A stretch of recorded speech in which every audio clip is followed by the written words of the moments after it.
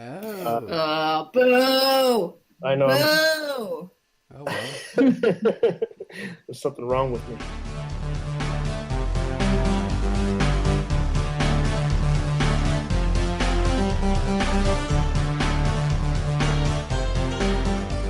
Hello and welcome to Crackcast number 340. This is Ozone Ocean with your friendly neighborhood Tansari. Hi Tansari. Hello. Your super Baines. Hello Baines. Hello, citizen. And your Wonder Pit. Wunderkind. Wonder Pit. Wonderkid. Oh. Smells like cheese. We're going to be talking about reviews or reviewing or the process of something about that. That's what we're going to talk about. But first, I'm going to introduce the featured comic, and Kwai Degakse is going to read it out, and it's called Revision, I think it was. I'll just check that to make sure. Reversion it's called, not revision. So that's I had to do a quick revision of that. Yes, it's reversion. So take it away, Kwai. Hello, this is Kwai Degakse, and the feature I've selected for this week is Reversion by Cabra Kare, and it is rated M for mature. Apollodorus Kratos is a dashing young artist and scholar of archaeology stuck in the shadows of his deceased father and floundering relationship with his female colleague. He is generally an observer who captures secret glances of couples at train stations in his sketchbook. After speaking publicly at a conference, he crosses paths with something or someone from his past. The comic is read right to left and makes use of artfully crafted grayscale and sepia-toned color schemes. The usage of neutral colors is very pleasing on the eyes and complements Kratos' sketchbook drawings. If you want to experience the true longing of a hidden love, then read Reversion by Cabra Kare. And that was our review, or a review of the comic Reversion by Kwai Degakse. She read that out, and now we have the featured music. That's wow. I hope Gun Wallace's music starts with an R and a V or something. That would all tie it all together. Do you know something that Pardon me? Do you know? Do I know what? No, I don't. But it just, it's a Quackcast on reviews. The feature is Reversal. You might be psychic, I think. Maybe. And the featured music this week by Mr. Gum Wallace is a theme to our featured comic, Reversion. Oh, really? So, yeah, Baines, you're psychic. Holy crow. So this is a really dreamy, evocative tune about warm, faraway places. It's squinting into the distance down a long, dusty, deserted highway and sighing. So take it away, Mr. Gum Wallace.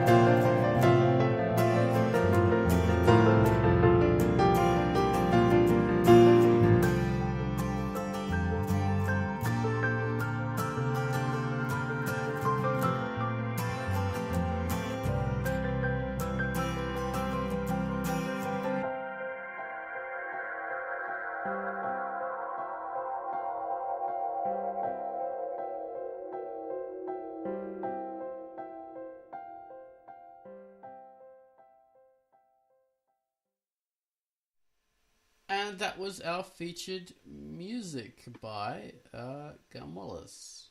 Yeah, Baines. I thought, well, you know. Oh, so is the feature the same as the music? Yeah. Is it both it was reversion? Oh, okay. Just a coincidence too. Well, there you go. Yeah. Sometimes things work out. I don't know. Exactly, and you bloody got it straight away. Fantastic. To the comic Reversion, this comic really looks like it's your style, Tance, for some reason, to me anyway. And it's by a Greek person as well, which is another coincidence. So maybe all Greek people draw the same. I don't know. Yes, that's exactly it. We have the exact same talent. All Greek people draw exactly the same. They're trained rigorously. All right. Well, so reviews. The topic of what are some of your favorite reviews, guys, that you like? I see mine is Bennett the Sage. I really love his reviews of anime. You stole mine. You knew I was going to say that, Asperger. Mine is definitely Half in the Bag on Red Letter Media. Oh, yeah. I live and breathe that stuff, and it's the same people who did those kind of infamous Star Wars prequel reviews, like way back when. They're like hour and a half long reviews, in depth, and yeah, I find those guys hilarious. All right. Yeah, they're I've got them on my favorites on YouTube. They're very Canadian-ish. Very Canadian. Maybe that's part of why I get them and like them. Yeah, I think they're from Wisconsin. Wisconsin. Yeah. Canadian-ish. I like it. Pretty close. I like to think of Canada constant light. Canada? Nothing. Canada. I like Bennett the Sage because he turns it into like a character. Like he makes himself into a character. So he's not himself reviewing the comics, or not the comics, the anime. He's the character. Bennett is reviewing the animes, and also his other characters like Suave, who's the pervy one, which is fantastic. And I think that's a good way of doing a review because then you can be hyperbolic and you can sort of be a bit over the top, and it's okay because it's a character of you. You know, your character. So you're not taking yourself too seriously. Although he does be quite objective and serious sometimes, but he also turns the whole thing into a very entertaining process because reviews are about entertainment, aren't they? Really? Yeah. Yes, I like the like people who take it too seriously. I don't know. It can draw you in. It can be kind of appealing or something, but it wears me out quickly. I find like people who are hyper serious about movies. There's a lot of that online. Yeah, like people who rant. I like. Oh, sorry. Go. No, you can go. No, come on. I'll go. Let me go. All right, fine. I'll go. No, shut up, Baines. It's my turn. I'm going. Get out of my way. What the fuck was I going to say? Oh, well, yeah, like think about how the fact that usually the reviews that become the most popular and that people like to watch on like YouTube and stuff are negative reviews. You know what I mean? Like for instance, Nostalgia Critic, who I like his videos a lot on Channel Awesome.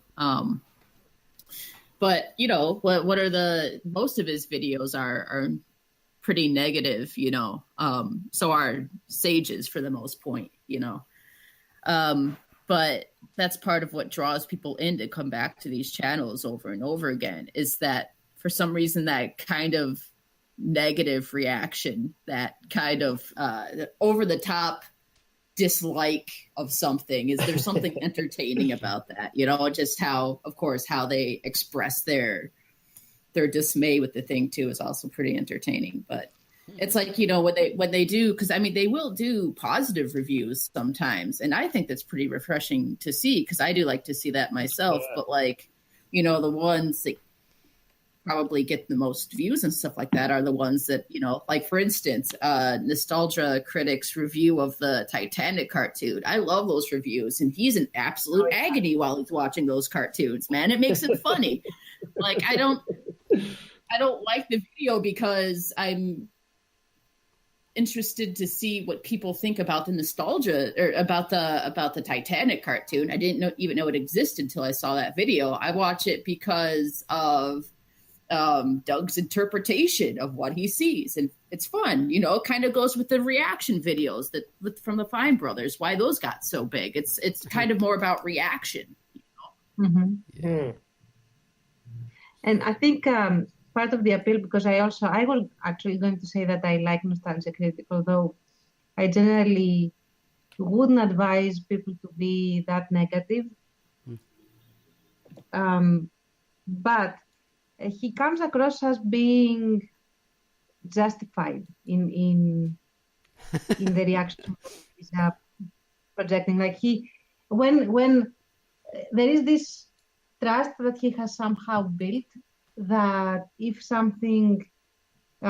he believes that something is actually good or indifferent, like neither good nor bad, he's going to actually say so. And it comes to mind this one review that he had been asked, I don't know, many times to do of a cartoon that I don't remember the name of. And he eventually did the review, but it was lukewarm, mild, considering others that he has done. And in the end he said, and I couldn't actually get super angry or super in agony or whatever, because it's not actually, but it's a run-of-the-mill cartoon rather than a bad one.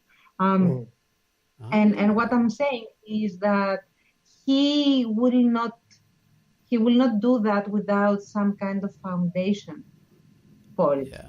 Like he usually will pick movies that are already generally accepted as being bad, like I don't know, Gadget or The Room. Yeah, The Room is like the patron saint of bad movies. It has become.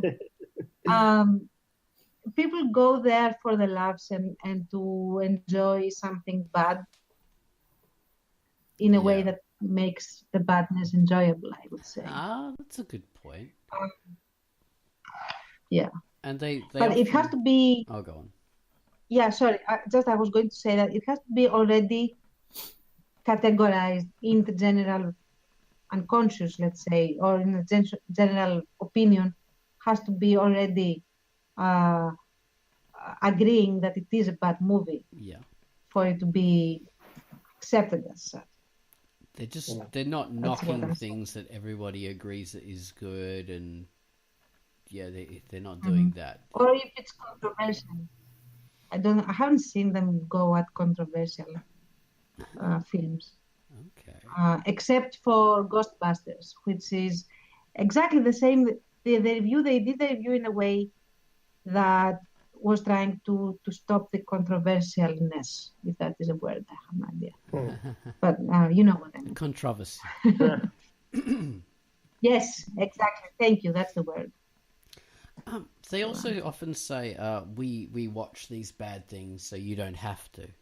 Sometimes they say that. Yeah. That's his. That's the Nostalgia Critic's tagline. We remember it so you don't have to. Which is, I mean, part of the branding, right? So the reviewers with brands. I mean, even Cisco and Ebert kind of have their own brand. They're very names, you know. It's the whole thumbs up, thumbs down thing. It becomes a brand in itself. Yeah. And I've often said this before, but the whole reviewing process is parasitical. It needs that entertainment in order to create its own entertainment. It is a parasitical form of entertainment. It exists on top of that mainstream pop culture stuff. But yeah, so even so, it's still, you know, a fantastic thing. But yeah, it's a way that I look at it. Or when reviewers get too pompous, or they say, "Oh, you know, you need us in order to give a proper review of this thing, you know, and you should listen to our opinions because it's worthy and it's all, you know, this will help you be able to understand this better." And what I'm saying, you shouldn't ignore it because it's so important. People used to do that on Drunk Duck when we had there were these people that would get all high and mighty in the comments, and they do honest feedback on comics, and when people didn't like it, they got all angry. Oh no, you have to take what I'm saying seriously. But no, we don't, because, you know, the important thing is the actual work. The review is a secondary form of entertainment. It's not the primary form. So that's the other side of it. But yeah, I do enjoy reviews. I do too. I love them. Yeah, it gives you really like them. If they know what they're talking about, and I think exactly what you said is right. Like if they become when I said too serious or whatever, I think I really meant what you're saying, like kind of too full of themselves and too ranty and kind pompous. of pompous is a good word. Yeah. Yeah. And you still have to kind of, you have to still have a degree of professionalism. Like, for instance, what kind of separates reviewers, like the guys we've been talking about, from other people who might just kind of sit there and bash on something is, for one, a good reviewer can bring up, if they say a statement like, "Oh, this movie had bad acting" or something like that, they can bring up examples of what they're talking about the movie, and they kind of back it up, and then they have the reaction over it and whatever, but they can back themselves up. Yeah. Otherwise, you're just a ranter, and that comes off as abrasive. Yeah. Exactly. So you still need to have an air of professionalism. Mm-hmm. Exactly, and to take it up on that point, professionalism the professionalism, I think, is more the appeal in these things than the negativity, in the sense that I have in mind, for example, other professional, I don't know, quote unquote, maybe they are very professional reviewers on YouTube, like Jeremy Jans or Jahns, I don't know how his name is pronounced, but he makes relatively short reviews of all the new movies that come out, and so they range the gamut. Some are stellar, some are extremely bad, depending on the movie, but they are all being presented in a very factual manner, in the sense that there is a reasoning behind why he believes what he believes. And additionally, he always states that this is his opinion. It doesn't have to be the general opinion or whatever. So that, I think, is what makes his reviews popular. Yeah. That as well as the fact that he's a bit of a spaz, but not in the nostalgic way. He is super animated in the way that he talks, and that also makes him appealing. Okay. Yeah. Excuse my cat for yowling. I assure you that he's fed. He's fed and he has water and he has everything. He just wants more. He's just trying to review his foods. Yeah, God damn exactly. it. Pete and I are sharing the same brain today, so it's a little hard. Give it back. Eat it. Can I just give you my headache and keep the rest? No, piss off.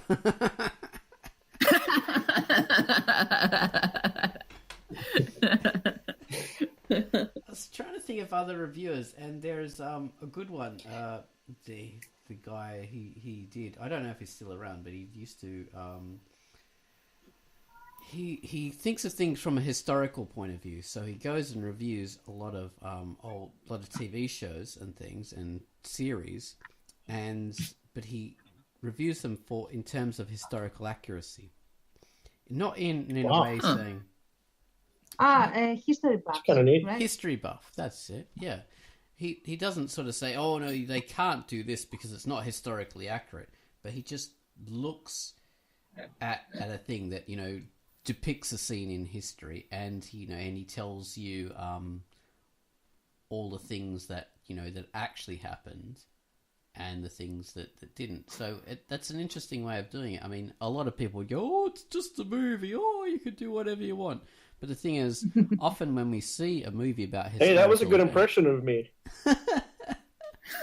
But often when we see a movie about a historical event, we sort of get interested in that historical event. We want to know, oh, did that actually happen? Oh, that's really interesting. I wonder what the real story is behind all this. And that's what he does. He sort of goes and tells you, oh, no, this Mel Gibson story about the American Revolution is total bullshit. And he gets this wrong and this wrong and this wrong. And this is what actually happened, which is a really interesting thing from, the point of view of us who don't know all that history. So, kind of like having a niche, which is really cool, actually, now that I think about it, because reviewers, I mean, you try to, take into account the typical things that make a movie bad and good, and I'll break down the elements of it. But in the end, like many things, you can't totally disregard your own biases or your own insights. You know what I mean? And so I was trying to kind of relate that back to having your own niche or your own way to approach it, which isn't necessarily biased, but it's just like, you as a person have a way in which you naturally tend to see things. You have certain things that will interest you. And I think it's really cool when reviewers can incorporate that kind of thing, once again, while maintaining a certain degree of professionalism, because it, for example, think about all of the different people who have reviewed the first Star Wars movie and like low-hanging fruit, man. Like, I get it, but like if different people can take different approaches to it, that will make it more interesting to see the reviews, It does. Yeah, you can look at it in terms of, how it follows, like, I think we've done this a few times, Baines and I, how it follows the hero's journey, because it's a really good example of that. But then you can look at it in terms of space guns. How accurate. How good are their space guns in this movie? I think there is this channel that tries to get physics and science into movies and how this could work. And they are trying. They did do a series of little shows on how a laser gun would work and how that could actually happen in a lightsaber. What sort of laser beam would be or would it be a laser beam, or it would be a plasma beam, or a range of things that go into whether the movie has given you enough to create pseudoscience around it, in a sense. Yeah. We've talked about, I think Tans, you said you're a fan of Every Frame a Painting, that YouTube channel. Really good. And he gets pretty technical with editing and timing and music and all that kind of stuff. Like, I really like that approach. Like, the guy's an editor, I think. And he talks about how that comes across. And, And another channel that I really like and I definitely recommend is Lessons from the Screenplay. I was just about to say that. I've watched a bit of him too. Yeah. Good stuff. Oh, excellent stuff. Every clip I have super enjoyed, and I try not to make it into, just slap the clip there and say, what's that, instead of my news post. There you go.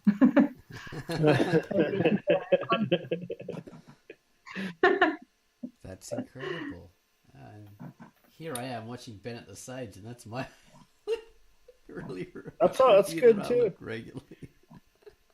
The Red Letter Media and Half in the Bag that I mentioned, but a lot of people I think must know about them. But they're very funny and not so spazzy.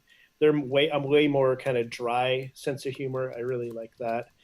They do little skits. I mean, they're kind of, there's a loose kind of storyline to their Half in the Bag show, and so they do some acting, but they're very ironic, kind of acting badly on purpose. Sort of, that really appeals to me. And they kind of attack things from kind of a screenplay structure. They make low budget films themselves, and shorts and features and all that. And really good stuff. I don't always agree with them or any of these other reviewers, but good insights as far as like structure and story and all that jazz. One thing I really hate about, say, the Bennett the Sage one, he does these great anime reviews, but then they do these him and his friends do reviews of movies that they've seen, and they just sit on a couch and they just talk about the movies, and it's so fucking dull. So I don't. Yeah, I've seen a bit of that, and I couldn't get that far. Yeah, not interested in people just, and when they're negative in there, they're just going, "Oh, it was so bad." Oh, and oh my god, I'm need doing a the same level thing now. Yeah, I mean, I kind of like, I thought of trying to do this on YouTube, do reviews, but I would probably be way too much like that. It would be too wandering. Yeah. Incredibly banal insights, quote unquote insights. Yes. I like this one. Stuff like that. So I'm not going to do that. But, you need a certain level of some area of expertise or some kind of. You need structure too. Yes. I think you need a bit of skill presenting something and considering the competition out there for people to stop and watch. Yeah. Stop and watch what you have to say. You have to present. Before the content is any good, it has the packaging should be something original or something that isn't already being done in a sense. Yeah. Right. Definitely, yeah. As we were saying, like Pete mentioned the niche. Nietzsche? No, the niche. You've got to have your way of approaching it, and so that's what I love about, say, there's this scholar Gladiatora, who's my favorite sword reviewer, talks about swords all the time, and he'll occasionally do a review of fight scenes in movies, and he'll show you, like a bit of a clip from Game of Thrones or The Duelists or something like this, and then he'll review it and say, oh, now this is quite accurate, this is a very good fight scene because it's very well choreographed, and that's exactly how someone would fight, or he'd say, this is totally ridiculous, that's fantasy, no one would ever, this is just a choreographed typical scene for such and such a reason, that's a really interesting way of looking at it, because he's using his expertise in order to tell you about it, and these idiots will go and say, but it's only a movie. Oh god, I hate that. The thing is, when you're looking at a fight scene, you want to know if it could be real, so you appreciate that. Yes, it's beyond the point of saying it's only a movie, because you know that you're just especially if you're on that channel and watching that guy's specific reviews. Why would you make that comment? It's like, well, what are you doing here then? Like, that's what this guy does. I think there are people that want to just be the commenter that disapproves as a rule for everything. Contrary. As if that is cool or makes him or her cool. I'm gonna go and be the one that is too good for this product or this this show or this review or this whatever, and that's how I'm going to prove my superiority. Or it could be like, they love the thing so much. They're such a fanboy. That's their only way of defending. But it's just a movie. Don't criticize it. It's just.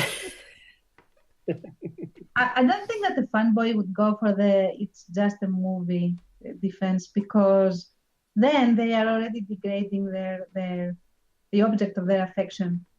Just a movie. So I don't think they would go for that. I think those are the ones that they are more get a life. Why are you occupying yourself with this thing? Do more important stuff like I am. Yeah, commenting and doing this important comment. Yes, exactly. Yes. I love those ones. They're such idiots. They're so totally unaware of themselves. It's incredible. They're sad little people. I also think that these reviews that we're talking about are for the purpose of entertainment, which is a whole different category of product, of show, in the sense that, okay, these reviews are for entertainment purposes. They are not meant to be received as anything else but an elaborate opinion dressed in an entertaining way for an audience that is not the creator, for example. Mm-hmm. Whereas when you make a review that is a review intended to be constructive, you go a completely different route, for example. That's true. It's a different animal, isn't it? It's a critique. Exactly. Although it's also a review, okay, in a sense, it's a different thing. And then you also have the review that is just there to give an estimation and evaluation of the content that is just being presented. And it's not supposed to be entertaining as much as it is supposed to be informative.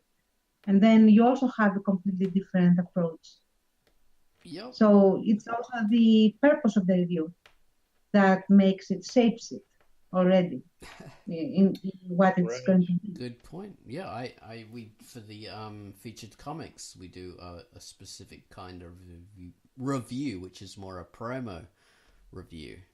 So you tell people what the thing's about and about the artwork and the kind of story it is, but you don't mention anything negative. It's purely a promo review, which is a different thing. It's more similar to what you'd see on the back of a book cover. Well, in the old days, do they still do that now?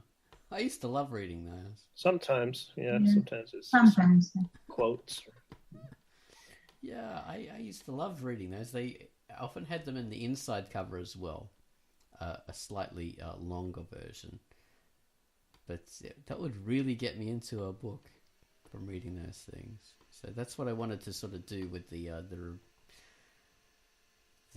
featured comics as well. I wanted to have a thing like that. And that is actually a very good thing to do. It's a win-win situation in the sense that the audience gets a feel of what there is to gain from there, and they opt out or they opt in, and also the creator gets reinforced to continue creating, which is also a good thing. Yeah. So those are good.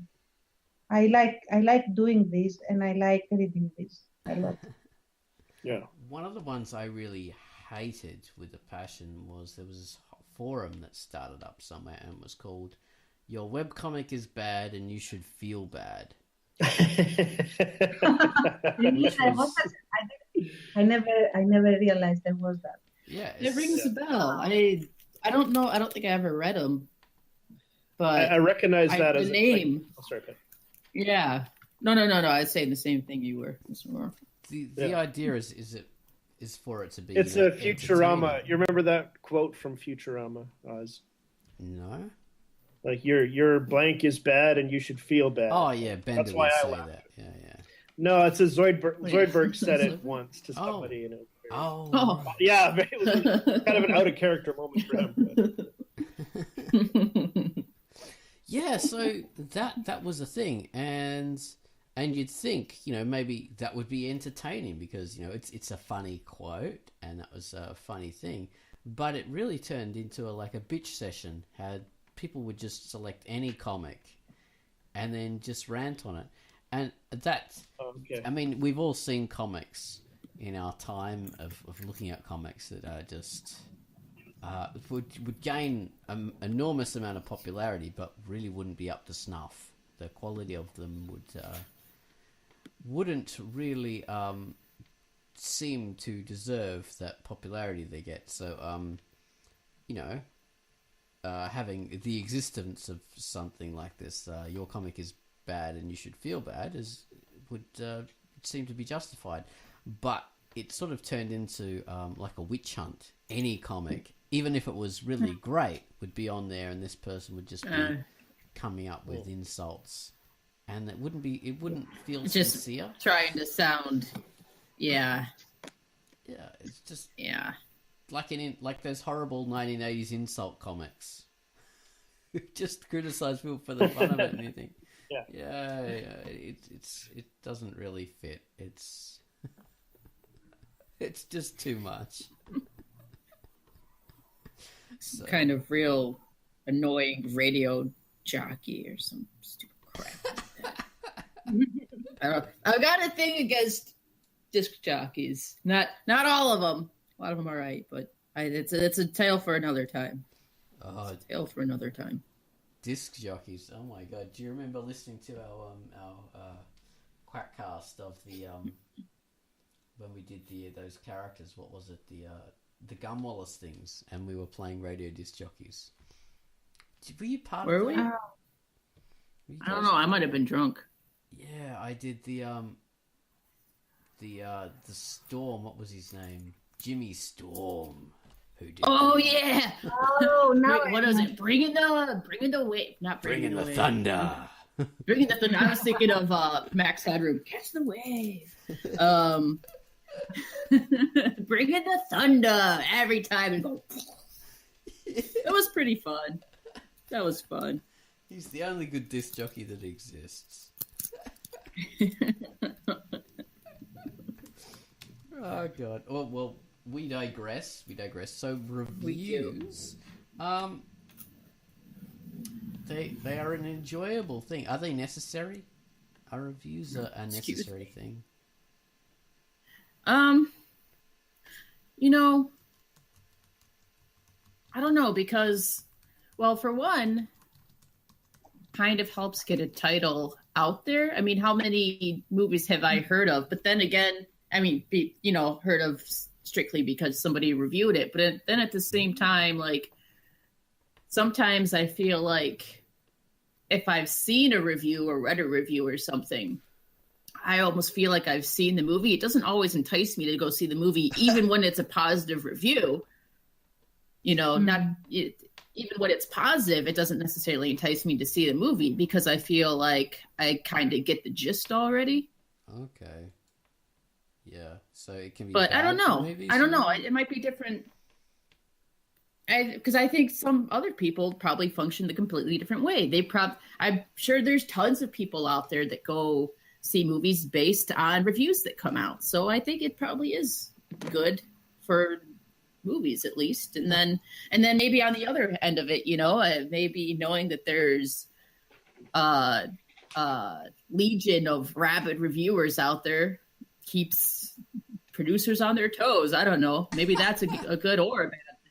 I don't know, but that's what I like about independent reviews happening. Like there's so much spin, from movie studios and stuff like that, and trying to avoid being reviewed and trying to trick people into, paying for really bad stuff. So I'm glad to see, like YouTube reviews and stuff like that of these I things, will also look at reviews. Reviews for me are entertaining in their own right. Like I said, those reviews that are made for entertainment purposes. But I also have a feeling that I know the tastes of well, and they don't always agree with mine. So I know that when they are describing a specific film in a certain way, I will know whether I will like it or not. Yeah. Because I know this. So there is a specific person I'm thinking of. What's his name? I don't remember. Anyway, I will remember him. But he likes a specific type of movie that I personally hate. And he likes a characterization and acting that I find terrible. So when he says, "Oh wow, this thing had great acting and I really liked it," I know for a fact that there is a 70 to 80% chance that it's that type of acting and I will hate it. So I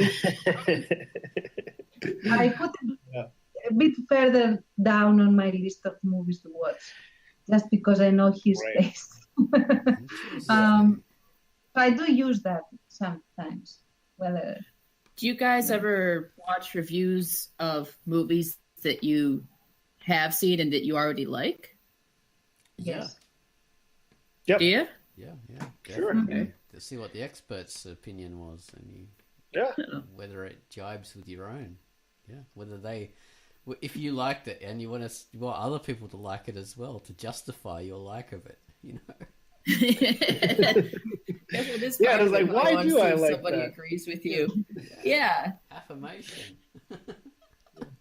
And I am a genius.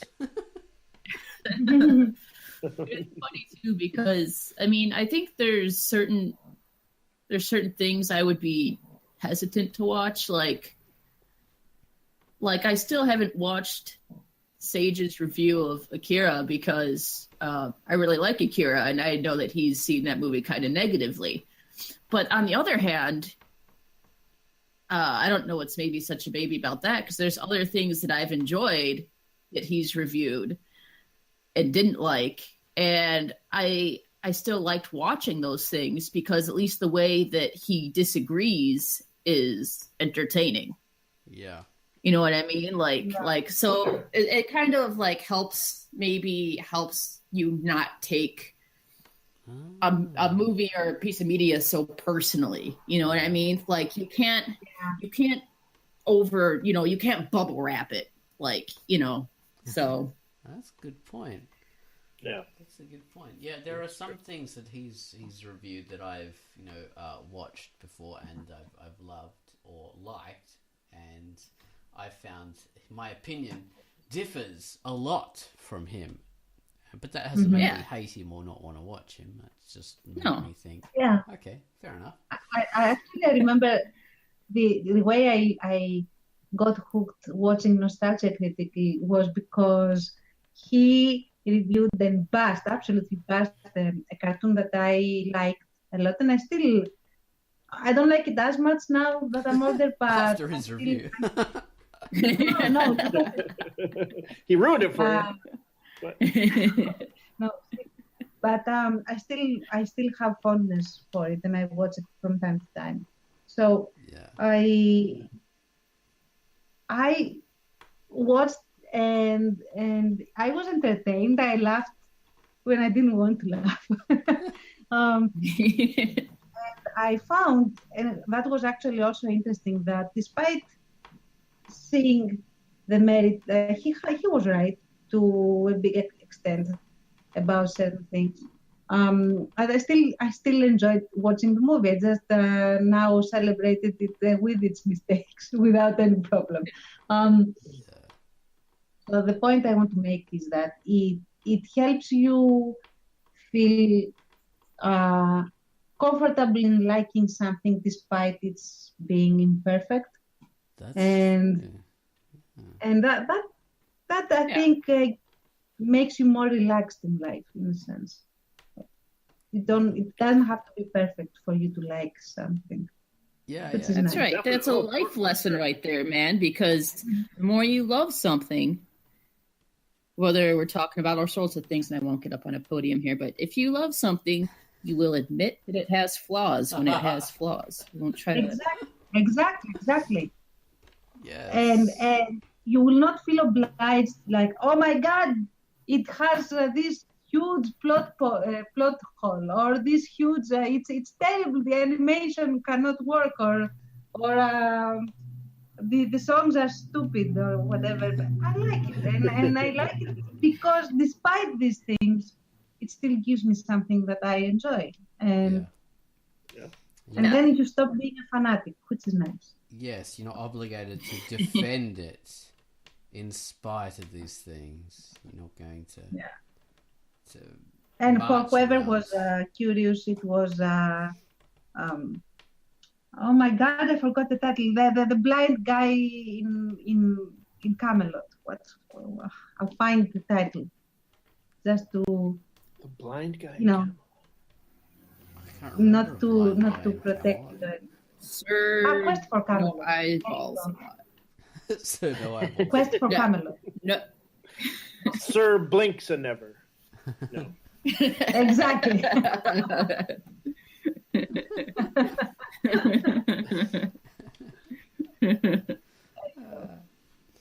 You comedians. I feel weird saying this because my experience with the reviews I really like are kind of way more cynical. It's on the other end of the spectrum from what Tans just said. But Oh, yeah? it was so there were commercials for this Adam Sandler movie Jack and Jill, which Oh I my thought God. was yes. So I thought in a sense I thought like it seems like an okay premise, but it's probably terrible and the commercials looked awful. And so Adam Sandler's on David Letterman, and David Letterman raves about this movie. Oh, what? And, you know, like him or hate him, Letterman is not a dude who went out of his way to be nice to movies. He hated celebrities in movies. Although I think he likes Adam Sandler. But he, like, raved about this Jack and Jill so much that I was like, wow, maybe I'll see it. But, instead, I looked up reviews online. And that's how I found this Half in the Bag review of Jack and Jill. Oh. And it's a fascinating review that sort of picks apart the business end, the very cynical business end of making and selling crap that people are going to pay for. And it's pretty amazing, and that's what made me a fan of those guys. Ever since then, that's quite a long time ago now, actually. So yeah, they go into great detail. That's a review for someone who is interested in feeling cynical but also being entertained. Yeah, and learning a bit of the process behind promotion. Yeah, well, the sort of evil underbelly of it. Yeah. To be more specific, yeah. Exactly. How much money did David Letterman get to say, I like your film? Well, funnily enough, they go into great detail, and eventually, over the course of it's a pretty long review they do. Like, they do mention the connection of these various studios who made that movie in cooperation with CBS, which Letterman's show was on CBS. And, maybe Letterman decided to be a company player for that one moment. It's a dark stain on Letterman's. And he went and promptly committed suicide backstage. That's when he's like, now I'm going to retire. They didn't like that. Maybe he's kinky like that, and he liked it. Kinky. It's possible. That's his kink. It's possible. Oh, jeez. Suffering through Kinky? Sandler films, it's like a form of masochism. Yeah. Hurt me, Sandler. Maybe Hurt that's me. his thing. How gross. Yeah.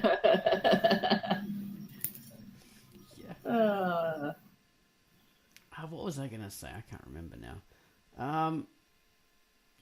So how did we get into talking about this? Yes. Okay. So, no, I can't work back. I've been listening to podcasts where people sort of work back to know what their thought was that they let go, and I can't do it. Oh, I remember now. Okay. There's the other kind of reviews, of course, are things like Rotten Tomatoes, where you have it just aggregates a lot of reviews, and it tells you how many critics liked the film and how many critics didn't.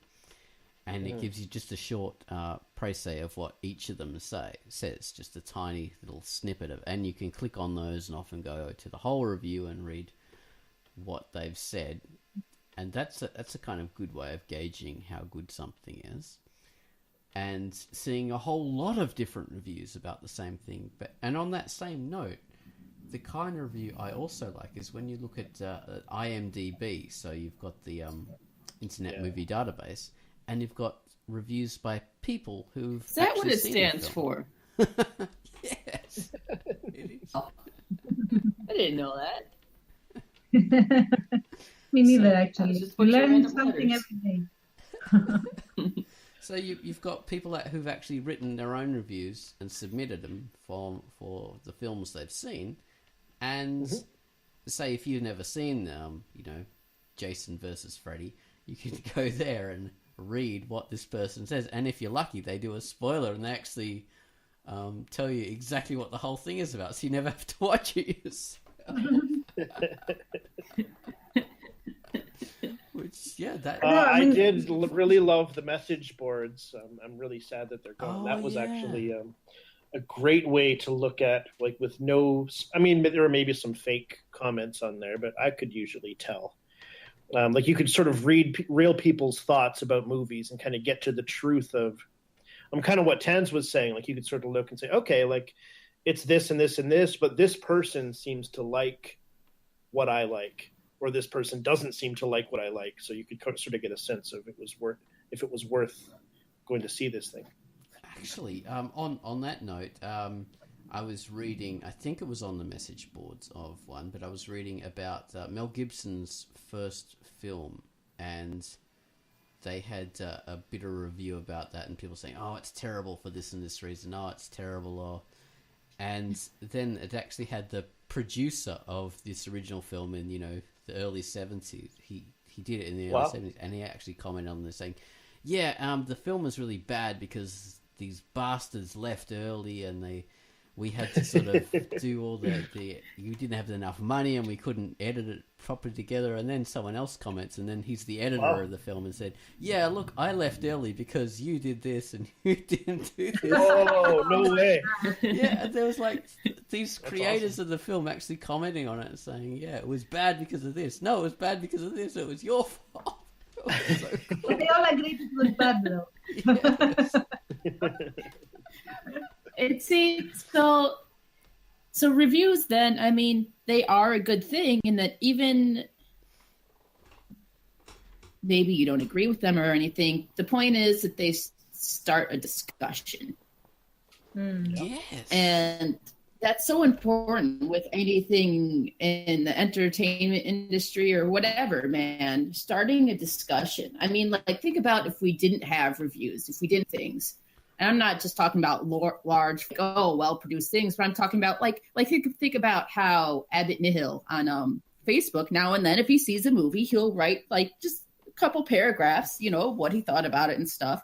And just think about if we didn't have little, pieces of information like that, little things, discussions people start about movies, then why should we give a damn otherwise? You know what I mean? Like, it's, what if nobody was talking about it? What, That's, just imagine a world without reviews. I don't think that would be possible because art by nature makes you want to talk about it. So totally wouldn't have been. Yeah. I did want to talk about one pitfall, though, that it does exist in reviewing. Well, she's right there. You could ask her.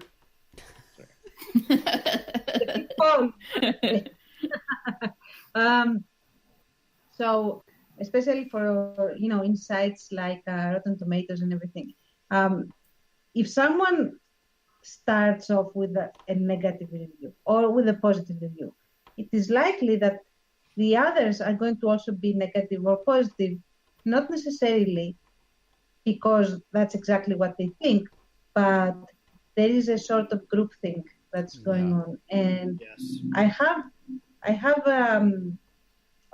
experienced, let's say, movies that get extremely negative reviews, where unfairly, I would say, or others that get extremely positive reviews and raving reviews and everything. And objectively, I don't see it. Aside my own personal taste, I don't see why this particular thing became so big, except for the hype or certain things. I don't want now to mention movies, but there are a couple that come to mind, and it makes you think, like, how is it possible that everyone is posting more or less the same critique? Well, it's like Bain said, there could be some sneakiness behind the covers, where they're sort of all getting Well, together. not necessarily that, though. Some of them. I mean, I don't think it's necessarily. Well, yeah, but I don't think it's Not when in you every see case, the kind of no. thing that Tanya's talking about. There's that it's groupthink, I as she think most says. of them. It's probably Yeah. not. I think. Yeah, exactly. So That's true. Say like Plan 9 from Outer Space. People say that's the worst movie ever. That's the famous Ed Wood film about the aliens whose their Plan 9 is basically to revive the dead and have the dead people attack the living people in order to stop nuclear war. And they say, oh, that's the worst movie ever. And it's really not. It's not really that bad. It's sort of a typical movie from the 1950s or whatever, and it's just a bit shoddy. It's like it's a bit sad in the way it's done, but it's really not that extremely bad. But it's got this reputation because of that silly movie about Ed Wood and all that buzz about being it's the worst movie ever, and that has sort of gone on and ballooned and. People all sort of all get together, or a film like Buckaroo Banzai, which is meant to be, wow, this is so countercultural, this is so awesome, this is so groovy, and both times I've tried to watch it, I've fallen asleep, literally, so I don't even know how good it is. But it wasn't enough to keep me awake. So you're right. There is a groupthink about things, Definitely. and they need to be examined when you have this kind of over the topness. I mean, say oh, go on. No, that said, I would say that in Rotten Tomatoes, for example, I would tend to trust more, not the reviews, the reviewers, the professional reviewers, the critics' opinion, but the public's opinion more. Yeah.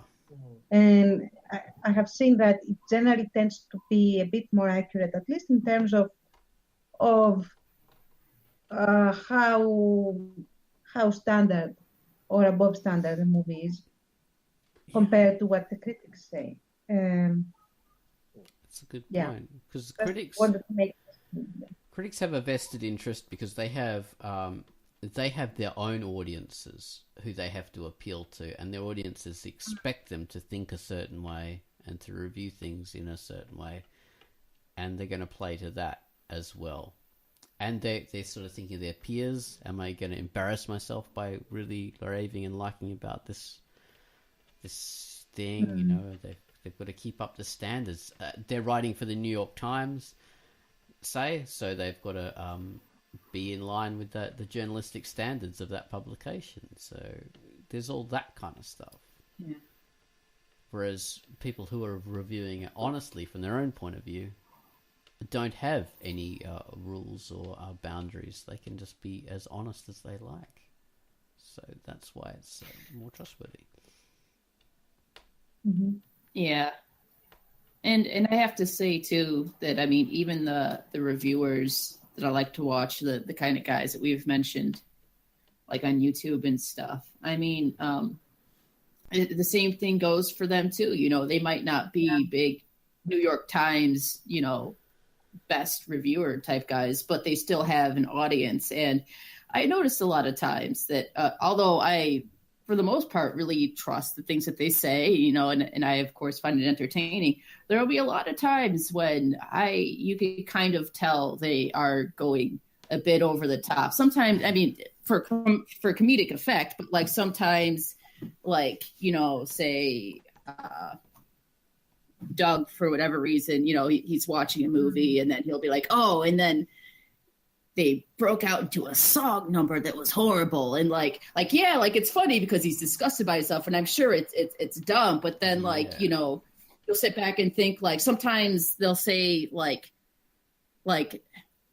matter of fact, like, oh, this was horrible. And then you could kind of stop and go like, well, wait a minute. Like, why though? Like, it's like the way that you're saying that it's horrible. It sounds like, yeah, indeed it was horrible. Oh, this must be a terrible movie. But when you stop to think about like, why was this one element so bad? Like, I don't understand, and it's just in the way that they say it. It's bad and it convinces you that it must have been bad. Like, yes. So yeah, so that's kind of having to bow to an audience as well, because you need a certain amount of disgust sometimes and something for people to the hyperbole people will latch onto. That's a part of a kind of comedy. Hyperbole, your over the topness is the comedy in itself. You don't have to say something clever, you just have to say something really exaggerated. And that's what you need to do. And then you'll see dozens of people on various YouTube channels like criticizing that same element, just copying that opinion, even if it was more of a joke than an opinion. Yeah. You'll see that effect. I've definitely seen a lot of that. Like you'll see people slamming a particular element, and I'm like, well, I remember that from one review, and I thought they were wrong in that. Now people are just copying that. We'll say the song and dance number in Spider-Man 3. I don't think that's nearly as bad as everyone jumps on that. That's right. I found it entertaining when I saw it. It's just so. So I have a rant then. I have a rant, just a little side rant, because now that we're on this, I've brought this up before, and my own version of that is it's going to sound random, but I bring it up because I was just bitching about this the other day. So the Barbara in the remake of the Night of the Living Dead versus the original Night of the Living Dead. And like, I have nothing against the remake. I liked it. And I thought that Barbara was cool too. But whenever I see it brought up, I always see the same thing. Oh, the Barbara in the original was just some whiny little, the one in the remake is strong, as if that alone, the fact that Barbara was a strong character makes her a better character. And I mean strong as in like, she powered through everything and shit like that. But no, the reason I actually like the original Barbara more, because she goes crazy. She loses her mind, and not in some over the top way, but I mean, she saw her brother get killed before her fucking eyes. Like, and everything's going to hell. And she is, to me, the scariest reminder in that movie of just how bad and how vulnerable you can get. Like, she's out of her head. Everybody else in the house is like, freaking out about this or that. Nobody's getting along. It is just such a depressive, horrifying state of being, man. Like, it's just, it makes the movie, like, her alone, because a lot of times we don't even see the zombies. I think her alone being there and just seeing the effect it has on her is so terrifying, man. And then like, so that's why I get pissed. And my point being is that, there was like I think like a special about a documentary or something about the remake of the Night of the Living Dead or something. And somebody in it says something like, yeah, like the newer Barbara was strong and kicking ass. And then every single time I see it brought up after that, everybody, it's like, yeah, the new Barbara, a strong female lead, this other Barbara. I'm like, shut your fucking mouth. You don't even think, dude. You just shut the fuck up. Yeah. See? I'm getting angry. It does make you think twice when all the reviewers, as Tansa said before, seem to agree. The Wonder Woman film, I don't know. It seems like it would be a fantastic film, a really good film, but people are agreeing a bit too much about too many things. So, I mean, which I haven't seen it yet. But that doesn't mean it's automatically bad. I'll go. I have seen it, and oh, sorry. I thought there was a pause. Oh no, you can. Sorry. Well, I was just going to say just because they're agreeing, it doesn't mean it's automatically bad. It just means that it makes it seem like it could be because they're agreeing too much. People are too. So yeah, it's not a reflection on the film itself. Okay, go on, Tons. I was going to say that I watched Wonder Woman exactly because it got those amazing reviews, and I have to say that maybe that worked against the movie in a sense that I went with expectations to a level that probably were it was too high a level of expectation comparing to what I was going to see. Whereas if I went into the movie expecting little, maybe I would have enjoyed it more. Because there were certain things that I saw that I felt could have been done better for the purpose that it was being lauded for. Whereas there were other things that were done really well. So what I'm saying is that sometimes when you are overhyping or hyping at all the movie, then the payoff that the audience gets is lesser in that. And so you also may have that effect.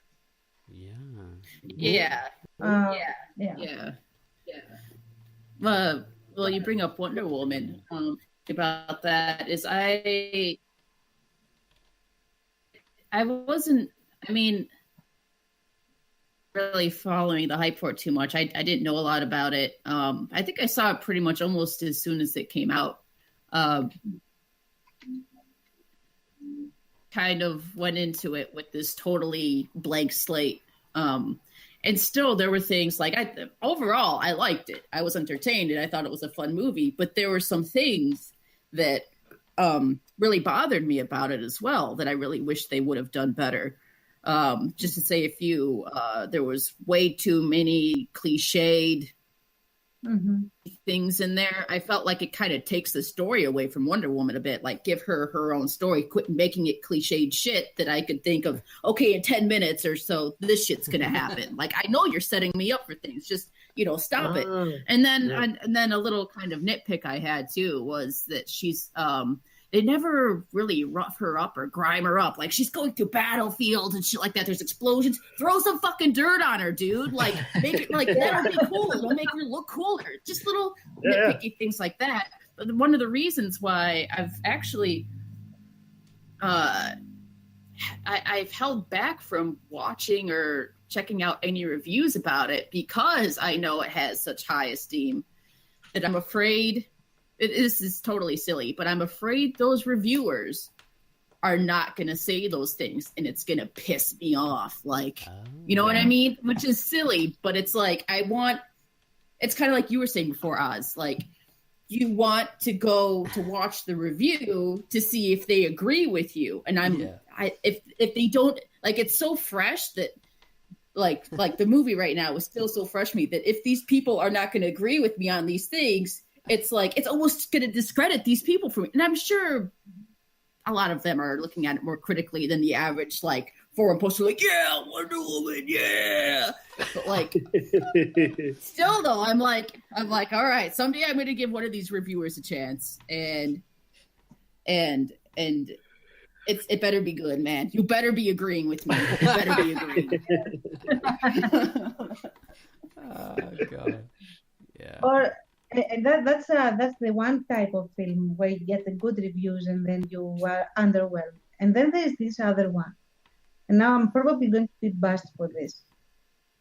Where you get all these amazing reviews and you go, and it's not that you are underwhelmed and you have this feeling that if you didn't expect as much or as high a performance, you would enjoy it more, blah, blah. It's bad. Bless you. You go into it, and it's a bad film. Either the storytelling is bad, or the animation is bad, or the acting is bad, and it's objectively bad. And you're saying, "Oh my God!" Like, and I'm actually thinking of Frozen, to be honest. Like, you found it bad. The animation is amazing. I have to interject here and say that I have a niece who's almost 5, and I've still never seen it. So anyway, go on.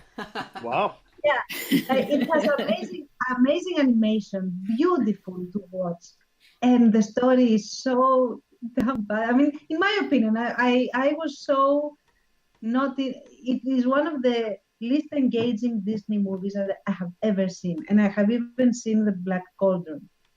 Oh. So, Wow. yeah, it's at that level for me. And then those Song of the just South. piss me off because It's even more. I haven't seen that one. Just I don't dare. Yeah. I don't dare, to be honest. I have seen I don't the think trailer. I don't think it's can be seen anymore. But I was just doing a thing. Never mind. Please go ahead. Zippity doo dah. Yeah. So what I was saying is that Oz that loves it. sometimes for some movies, people will not dare say that okay, this was not a flawless product, or Yeah. this was a flawed product. That could also be a thing. Yeah. That's So that's true. People were overly critical of the Ghostbusters film because, one, there were the misogynists who didn't like it, the all female cast, and there was the other people who didn't like the fact that it was going to be a beloved film being remade, and they wanted everyone to hate it because they loved the original, and making a remake somehow devalues the original. So you had those kind of vested interests. People had a vested interest in wanting other people to hate it. And I think you had other people who resented being. I'm sorry if you just said this. I missed the last thing you just said. Yeah. But if you had a group maybe who didn't want to be manipulated, who resented being manipulated into, like, if you don't fully support this movie, you're a sexist and a basement dwelling loser. Yeah, the preemptive defenses of it. Yeah, that kind of manipulation was kind of. That's why I'm glad there are independent reviewers. Well, say, Ghost in the Shell. There was that film with that Scarlett, whatever her name is, and Scarlett Johansson. Yeah, I was thinking Scarlett O'Hara, but yeah, Scarlett Johansson. I haven't seen the film, but I really love the comic, and I really love the everything Ghost in the Shell. So I was thinking, I'm from the point of view of I want people to hate it. No matter if it's good or whatever, because I love that stuff, and I think it. Well, I don't think, but emotionally, my reaction is, "Oh, this devalues the thing I love because they did a different version of it." So, I'm not immune to that. I'm not immune. I'll own up to it. I do the same thing. I remember I hated the third The Lord of the Rings movie, although I also like it for a lot of things, but I hated the fact that they cut out what for me was my favorite part of the book, which was the last part where the hobbits return home and they find that everything is. And I had sat through all of it waiting for that part. And then that part the best came. bit, and that wasn't in there. The ravaging, whatever they called it. Yeah. The scouring of the Shire. That's it. Scouring. Yeah. That was the great little coda, which was like the whole book in miniature. What was happening to the Shire? So it was exactly. Also, it is where Saruman actually dies, which is much more significant a death for that character, considering all his background and everything. I mean, I will not go into the rant, but it made me hate the trilogy. Like I have never seen it. That's how much I couldn't bear to watch it. I couldn't watch it after the second film, which was too silly, and then that was the end. The first film was great, and it was really true to the book, and it was they missed out. I liked like Tom Bombadil or whatever, but that didn't matter. Yeah, it was a good film, and it felt similar to the book in feel, but the second film was just silly, and then you could see it was just going to get crazy. It was just getting dumb. So yeah, I didn't go on with that. In the first film, I thought there was a little red flag that came up in how the Weathertop scene was handled. In that, they completely changed the character of Frodo. In like he never dropped his sword. People like, why did you make him do that? There was no reason, cinematically or to save time or whatever, to make him react that way. So that was my first little stomach clench. That okay, this is not gonna go too well. But yeah, it was in the third film that I really got so pissed off that I was turned off by the entire film, although it is so significant in terms of production and everything. Well, don't even bother watching The Hobbit. That is dumb. I haven't watched it. I have only watched the reviews. That's enough. Oh, I'd love to see a review. I should watch that, yeah, because I tried to watch the first movie of The Hobbit, and it was just so dumb. Oh. Well, I think we're actually doing reviews now, so we've gone beyond reviewing reviews. See how seductive it is? So yeah, this Become a reviewer?